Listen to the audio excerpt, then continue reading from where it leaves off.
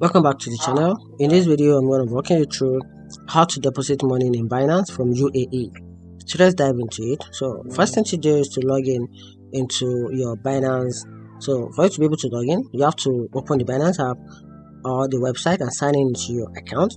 Then from there, you have to go to the deposit, and on the home screen, tap or click the deposit from the main menu and choose your deposit currency, which is AED if depositing local currency, or select the USD/USDT for crypto and choose the deposit method. So for UAE, select an option like bank transfer, which is AED, or use an approved cryptocurrency broker listed by the Binance and enter the amount, like the type of the amount you want to deposit.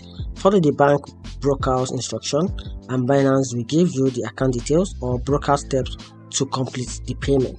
So after that, confirm the transfer. So complete the payment from your bank or broker platform and wait for confirmation. So once processed, your fund will appear in your Binance wallet.